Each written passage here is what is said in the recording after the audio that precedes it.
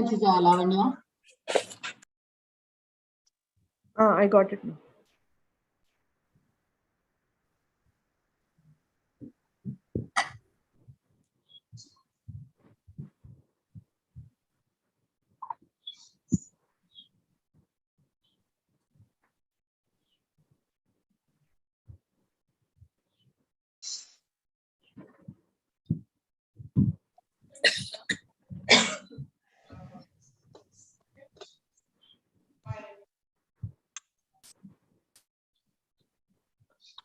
Shall we start?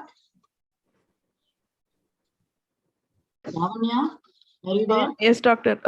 Sangeeta, ma'am, can we start, ma'am? Yeah, start. Good morning. Good morning.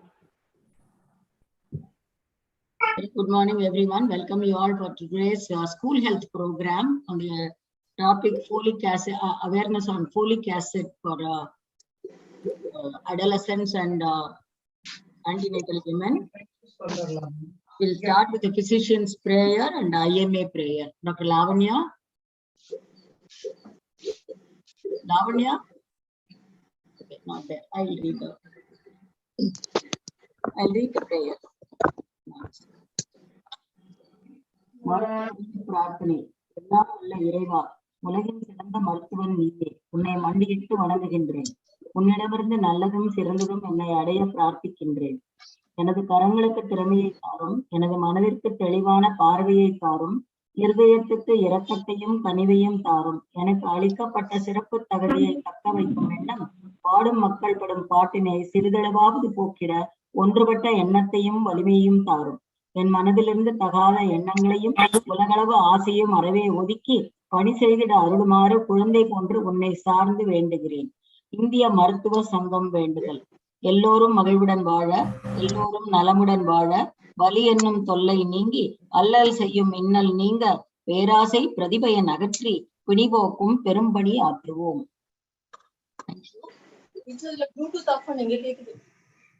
Ask your president to give a welcome address. Dear doctors, it has been a nice gesture for including the school children program. I'm sure the school children will listen to it and benefit by it and gain some amount of knowledge, because they are the future of our generation.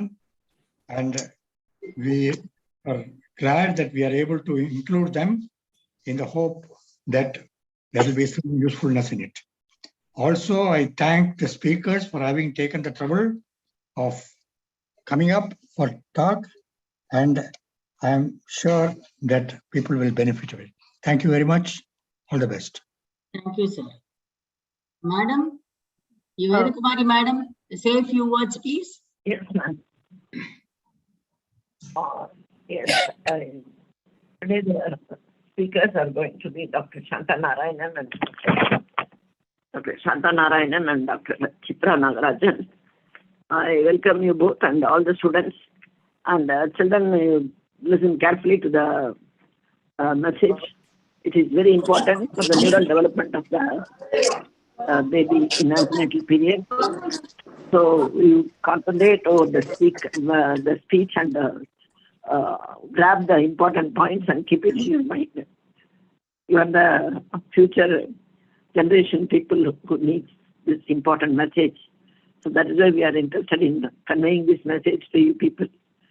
And I thank Dr. Shantanarayanan for organizing this program. And I thank the principal of the school for allowing us to conduct this program in this school. Thank you.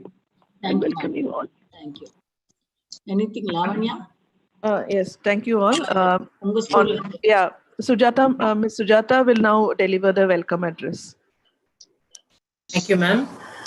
Are you able to hear me? Yes. Yes, thank you. Good morning, everyone. On behalf of the management, the principal and vice principal of the CBSE school, Ms. Uma Narasimhamurthy, and Dr. Santanam, the principal and vice principal of MCTM Chidambaram Chettiar International School, Ms. Sangeeta Verma and Ms. Lavanya Venkatesan, it is my honor to welcome our special guest for today's school health program organized by the Indian Medical Association, Chennai South. Anemia, popularly referred to as iron deficiency, affects a large number of Indian children and women. Sadly, despite India's long fight against iron deficiency, more than 50% of children in India were found to suffer from iron deficiency. What are the causes of this deficiency? What are its consequences, and what are the ways in which we can avoid this and lead healthy lives? Are the issues that are important for our well-being. We have today with us our distinguished doctors who spent their lifetime in service to society. I take great pleasure in welcoming Dr. Captain C.V. Natarajan, President Dr. Vedakumari, and North Zone President Dr. Saravanan, and Dr. Shanta Narayanan, the Secretary of Indian Medical Association, Chennai South. Our expert speaker for today is Dr. Chitra Subramanian, a consultant obstetrician and gynecologist attached to St. Isabel Hospital in Chennai. She did her undergraduation from Sri Ramachandra Medical College and post-graduation from CMC Vellore. She has several publications in peer-reviewed international journals and has contributed chapters in textbooks. She's currently posting graduate faculty at St. Isabel Hospital and a research guide. On behalf of our school, I thank Dr. Chitra Subramanian for agreeing to share her valuable thoughts and to share her experiences in this fight against anemia and to enlighten us this important health issue. It is now my honor to invite Dr. Chitra Subramanian to speak to us on the need for folic acid in adolescents.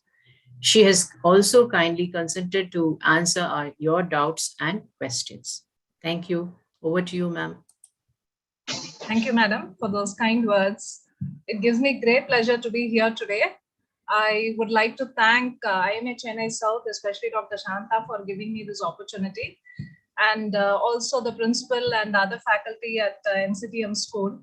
I'm also especially happy to see one of my classmates here, Lavanya. We went to school together, and it's lovely to see that she's also now in a place where she can help out other people. So today we are supposed to be talking about folic acid awareness. I'm assuming I'm talking to an audience which consists mostly of students who are 10th, 11th, and 12th. Is that right? Right. All right. So I have a daughter who's in 5th. So I have the suspicion that they probably know a little more than what I do about folic acid and its deficiency. Given the level of knowledge that first standard students are expected to have, I have the suspicion that they will probably do a better job of giving this talk than I do. But still, here goes. What I'm trying to do today is not just give you a recitation of facts, but to tell you what it is from a clinical point of view, so to speak, right? So what is folic acid? The word acid generally reminds us of hydrochloric acid, sulfuric acid, and so on and so forth. But when I say folic acid, don't think hydrochloric, think acetic, organic chemistry. We call it folic acid because it happens to contain a set of atoms by which in organic chemistry it is classified as an acid, right? And just like with most acids, it is not the acid form which we are concerned about, but the salt form. Folic acid becomes folate in the human body. The human body in general has very little to do with acid in its original form, excepting for maybe hydrochloric acid. The rest is utilized as a form of salt. So the form of folic acid which the body utilizes is called folate, right? Now, I'm sure everybody knows what hemoglobin is. My 10-year-old daughter knows, so I'm assuming everybody in this audience knows. Hemoglobin is a molecule which is found in red blood cells. It helps in transporting oxygen to different parts of the body. The body requires a minimum of 12 grams for every deciliter of blood of hemoglobin for it to function normally, right? So anything which is less than 12, according to the WHO, it is anything which is less than 11 grams per deciliter, is technically classified as anemia. The most common form of anemia is when there is a deficiency of iron. So far, so good, right? So where does folic acid come in? Folic acid is the less popular cousin of iron. Folic acid deficiency can also cause anemia, but this is a slightly different form of anemia. The most common form of anemia in this country and elsewhere is what is called iron deficiency anemia. It is by far the most common. It is far more common than we realized. Most women who walk into my clinic happen to have it. Even the so-called well-fed women in urban settings, people who should actually not have any deficiency of any kind, even they happen to have iron deficiencies. That tells us the extent of the problem. The deficiency of folic acid is slightly less common, but it's actually a little bit more dangerous. So why is it dangerous? What exactly does folic acid do? So folic acid is responsible for repairing and health of the DNA in our body. I'm sure everybody knows what, I think somebody else wants to join me in this speech. So DNA, as everybody knows, is deoxyribonucleic acid. It is the building block of the human body.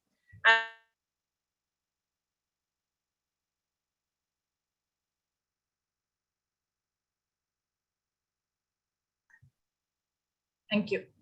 So everybody is familiar with the process of mitosis and meiosis, which is cell division. So every time a cell divides, the DNA breaks up, replicates, and then reforms again. It seems like an extremely simple process. The human body does it millions of times every single day. It's a process that most of us take for granted. However, every time that the DNA breaks and comes together, it needs to come together correctly. And therein lies the problem. For it to come together correctly, there are literally, and there's an endless list of compounds which need to be present in exactly the right amount. Not too much, not too little. And only then will the DNA form again correctly, right? One of those essential nutrients is folate. If you don't have adequate amounts of folate in the body, when the cell divides, it will not divide correctly. When the DNA replicates, it will not replicate correctly. In other words, the human body will make a mistake, right? You have to understand how rare this is. The human body does not make mistakes. It's a beautifully well-oiled machine which rarely makes mistakes. Given proof is that the number of people who are standing here, all of us at any given time have millions and millions of cells which are dividing. None of us fall sick that easily, right? So the fact that there are folate deficiency is sufficient to cause a mistake in cell division shows you how important this particular compound is. So the next question most of you will probably ask, what does this have to do with anemia, right? In fact, some of you will probably remember that blood cells don't even have a nucleus. So how on earth can they cause anemia? That's a good question. Red blood cells are not formed in the blood. They are formed in a place called the bone marrow. Where is bone marrow? Bone marrow exists in the long bones of the body, most commonly the hip bones, the arm bones, and the chest bones, right? So the bone marrow is a hotbed of cell division. It happens again and again and again. It's where most of the cell division happens. So if you don't have enough folate in the bone marrow cannot make cells. And when there are no cells, there is obviously not going to be any hemoglobin. Hemoglobin cannot exist by itself in the bloodstream. It has to be inside a cell. And if you don't have a cell, you don't have hemoglobin and you get anemia. It's that simple. So if you don't have adequate folate, your bone marrow can no longer make healthy red blood cells, and therefore you're going to have a hemoglobin level which is less. The number of red blood cells in your blood is going to be less, and you're going to have problems because of that, right? However, the more serious situation is not anemia, but something else. Like I said, folate is important for cell division and for making sure that the DNA, when it replicates or when it divides correctly. More than anemia, there is another situation where there is intense cell division. In other words, millions and millions of cells. Where does that happen? When a baby is formed. Remember, a baby starts from a single cell, one cell which divides again and again and again, millions and billions of times, to eventually result in a beautiful little baby. Right? For you to go from that one cell to a healthy baby requires literally billions of cell replications. If at some point the body does not have adequate folate, then it's going to make a mistake in division, and it's going to result not in a healthy baby, but in a baby which is going to have problems. What kind of problems? You need to have organs. You need a proper brain. You need a proper spinal cord. You need a proper heart. If the body does not have enough folate, it's going to make mistakes in formation of the brain, formation of the spinal cord, formation of the heart, and so on and so forth. The reason I keep talking about these three are because these three are the most vulnerable places. If your body does not have enough folate, the baby, when it forms, is not going to form a proper brain, a proper spinal cord. with the result that we get what is called a birth defect. As in, the baby is formed without a proper nervous system, without a proper cardiovascular system, and needless to say, these babies cannot survive, right? And there is nothing more traumatic than having a child which has got a problem. All of us want babies, but the corollary is you want a healthy baby. You don't want a baby which is likely to have problems. That is hard for both the mother as well as the baby. And that actually is the goal behind folic acid awareness. Anemia is easily diagnosed and easily corrected. Birth defects are a little bit harder. Most people don't think that they are deficient in folate. Most people don't understand the importance of folate supplements. Most people don't understand how traumatic it is to have a baby with a problem, right? Which is why today we're going to talk about folic acid and its supplementation. So now that we have discussed so much about folic acid, next obvious question is, where do I get it from? The word folic comes from the Latin word fola or folus, which in Latin means leaf or plant. So where do you get folic acid from? You get it from any kind of green vegetables, typically things like spinach, broccoli. The darker the green, the better it is for you. Lettuce, asparagus, and most of the nuts, peanuts, walnuts, chickpeas, lentils, parippa, as we call it in Tamil, right? Non-vegetarian sources generally are things like liver, either chicken liver or liver of other animals, but most commonly chicken liver. So as you can make out, if you eat a balanced diet, the amount of folic acid you need every day is a very, very, very, very small amount. The RDA, or the recommended daily allowance, as we call it, is a small, minuscule amount of exactly 400 micrograms, not grams, not milligrams, micrograms. 400 micrograms per day is all you need. So if you get one serving of one of these things, either a green vegetable or a nut of some kind, you're good. So in other words, as long as you eat a balanced diet, you're unlikely to become deficient in folic acid. However, we all know that the recent fad is in diets, and most diets focus on excluding one food group. Why they make those diets like that, what they hope to achieve at the end of all this, I have no idea. But the thing to remember is never exclude a food group when you are following any kind of diet. Don't exclude vegetables, don't exclude proteins, don't exclude anything. As long as you follow a balanced diet, you're unlikely to become deficient, right? So the next question is, if it is so important, what else can we do in case you don't get it from the diet? So the other option is to take it in the form of a tablet, or in other countries, in countries like the US and the UK, they have understood that this is so important that they can't leave it up to the people. So they do what is called fortification. I'm sure everybody here is familiar with the concept of fortification, where, for example, you add iodine to salt, and you sometimes add calcium or vitamin D to milk to fortify it with these things. So one of the things they do is they add folic acid to things like wheat and other grains and all those things to make sure that a small amount of folic acid is given to everybody as part of your diet. In India, we don't really have a concept like that. So we do, however, have lots and lots of fresh vegetables which are available in the market every day. So you can either eat a bowl of spinach, or the other option is to take it as a tablet. You do get separate folic acid tablets, but most of the vitamin tablets or the general tablets that we get every day, most of them have small amounts of folic acid, which are usually more than sufficient. Once again, I'd like to emphasize that that's not the source that we want. Tablets are usually not the ideal way to consume any product. However, in case for some reason you feel you are deficient, then the way to take it is by taking a tablet. You don't need an injection, right? In pregnancy, however, or in younger women who are planning a pregnancy, we generally recommend a dose which is slightly higher than that. Maybe not slightly, it's about 1,000 times higher than that. We don't recommend 400 micrograms, we recommend it 4 milligrams, right? There is no way you're getting 4 milligrams from your diet. So in women who are younger, the so-called reproductive age women, we recommend that you take 4 milligrams of folic acid every day from the time that you think a pregnancy is a possibility, right? They used to call it preconceptional folic acid, as in you take it around the time that you're planning a pregnancy, but so many pregnancies are unplanned that as of today, the recommendation is you start taking it as long as you think pregnancy is a possibility, because the last thing you want to do is have a child with a problem and then discover you have folate deficiency. That's the worst possible way to do it, right? But if you do take folic acid on a routine basis from the time that you're young girls, adolescent girls, you're very unlikely to become deficient by the time you're ready for a pregnancy, which is why we target this age group. If you don't have deficiencies as young girls, you're unlikely to have deficiencies as young women. So make sure you take a balanced diet and ensure that you don't become deficient in folic acid. So the next question is, what happens if, is it possible to take too much folic acid?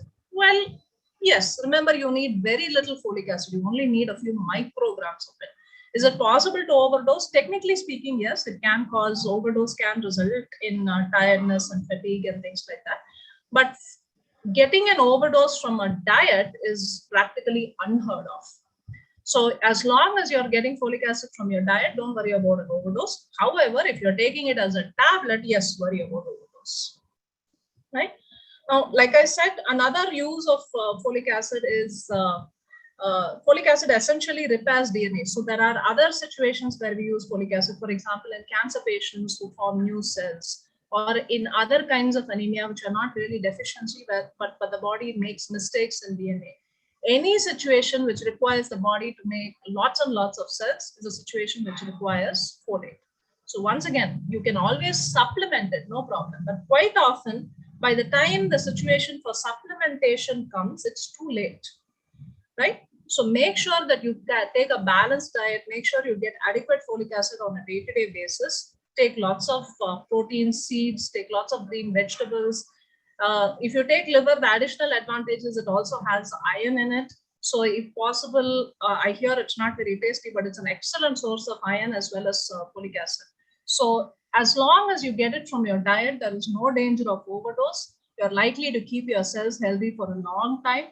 You're likely to be less common to have any kind of deficiency around the time that you're planning a pregnancy. The doctor will still give you a supplement because we want to be on the safe side. But remember, by the time you go into a doctor's office, you've already been pregnant for 1.5 months. The damage is done, right? So make sure, once again, if at all there is a take-home message here, it's the fact that please eat a balanced diet.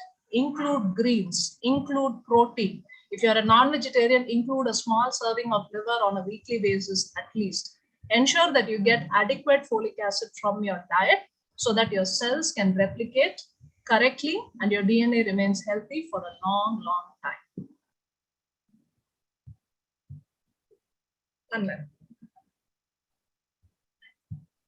Thank you, Chitra. Thank you so much. Anything? Any questions from the students? Children? Any questions?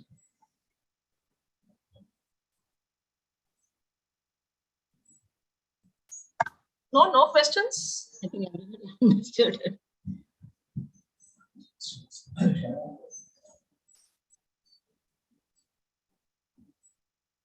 We have to ask.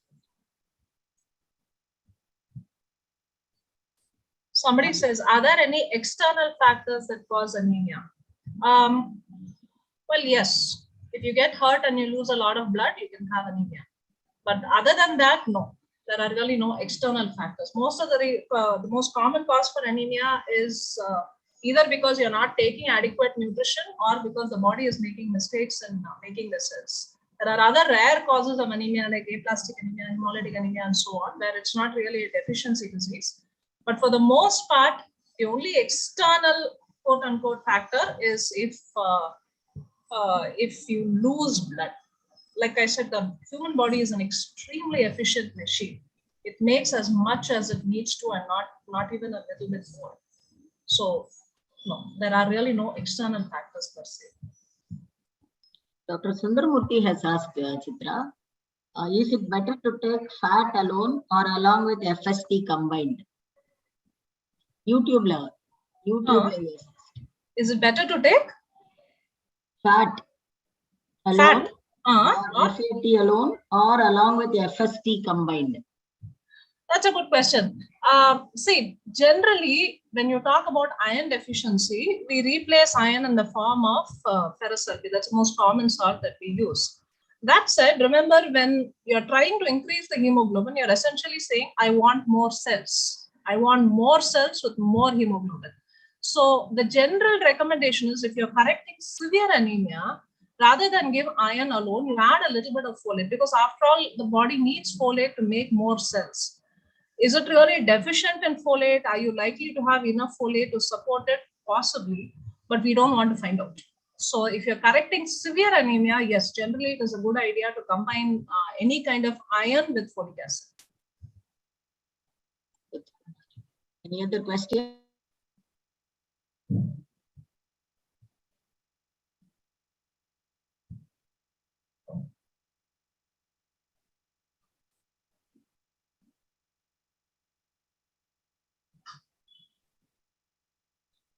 Thank you very much, Chitra. My pleasure. Wonderful talk you gave. President sir, your comments. Unmute yourself. President, unmute yourself. Nice, concise, clear picture. Thank you, Chitra. Thank you. Madam, YVK madam. Madam, unmute yourself.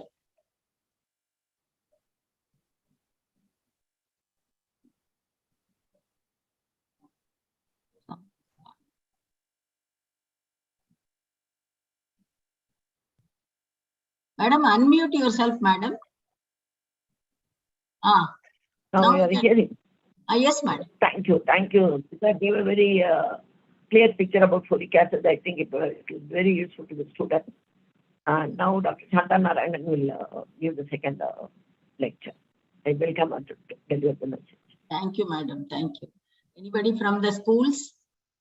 School, madam? Madam Uma?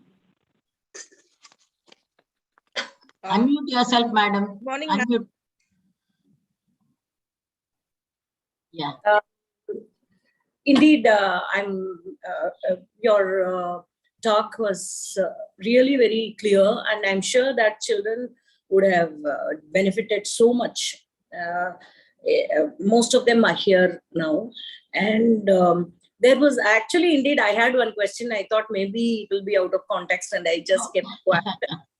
In the sense, what is the requirement of folic acid beyond 40 years or after this period of pregnancy and other things? So this is one thing which I wanted to also ask.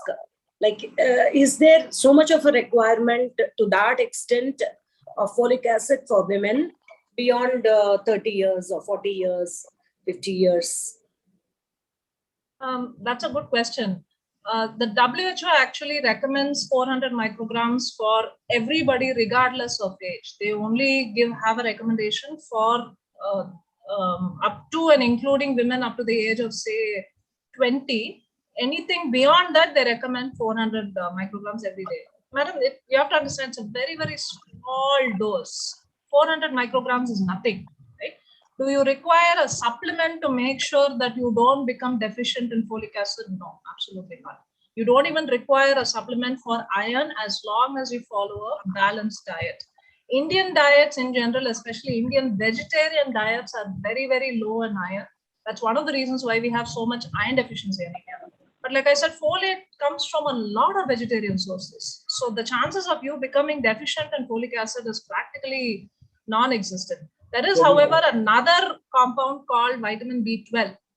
And if that is deficient, you get another kind of anemia called megaloblastic anemia. And that again is also deficient in Indian diets. Generally, vitamin B12 comes from mostly non-vegetarian sources. And we are not really a meat-eating country per se. At the most, people eat a little bit of chicken and maybe some seafood. We eat nowhere near the kind of red meat that most countries in the West eat. So are we likely to become deficient in B12 and iron? Yes, we are definitely likely.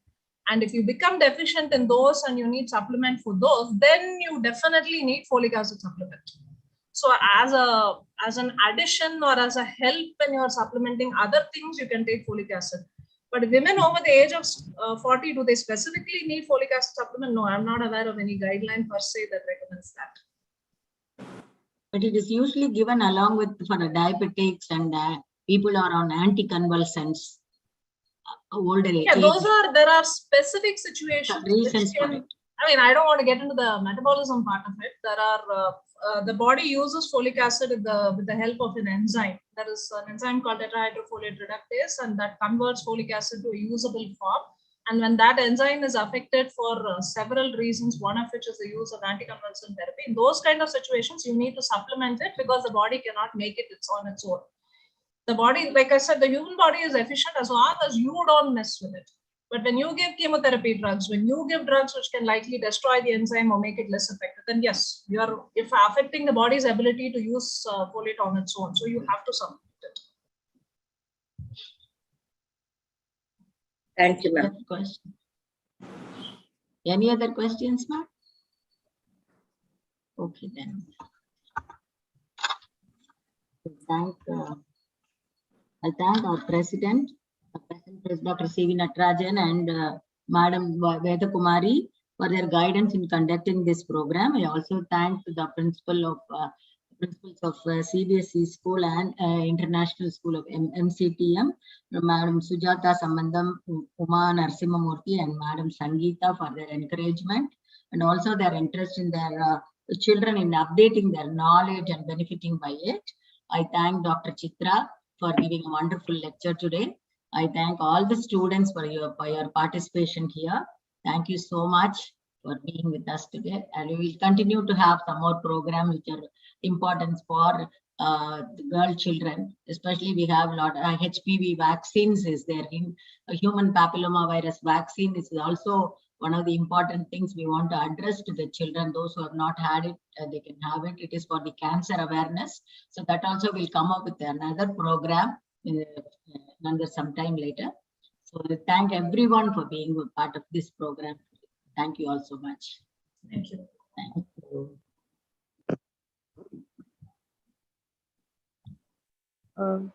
Can I ask Nitya to deliver the vote of thanks? Yes, ma'am. So on behalf of MCTM International, I take this opportunity to thank everyone who took part in this webinar. I extend my thanks to the team and to the resource person, Dr. Chitra, for sharing her knowledge and giving our girls an insight on women's health. I thank our principal and the management for giving us such a good opportunity. Thank you all. Thank you, ma'am. I think our North Zone Vice President was there for some time. I think he's missing. I thank him also, Dr. Saravanan, who is our North Zone IMA Tamil Nadu State Branch. North Zone Vice President was here for some time. Anyway, thank him for his presence also. Thank you so much. Sangeeta, ma'am. Thank you. Yeah, thanks a lot to Dr. Shanta for organizing such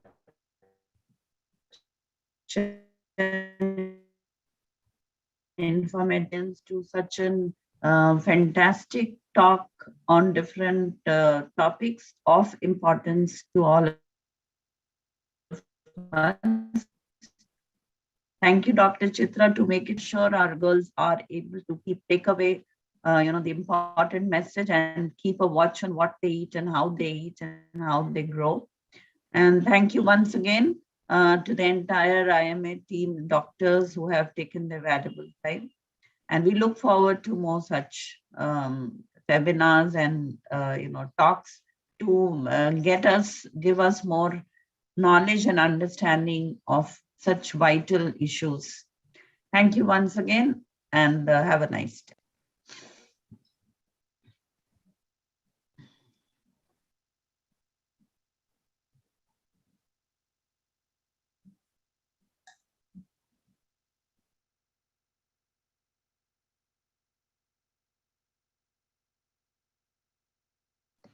I think we can leave now, right?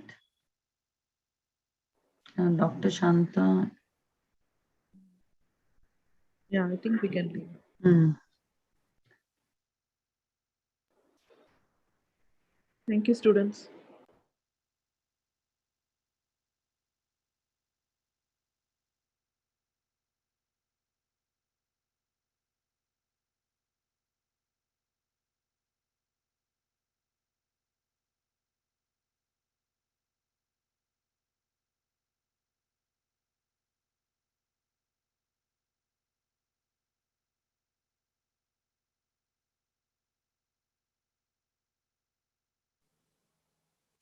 Chitra ma'am, I'm closing the session.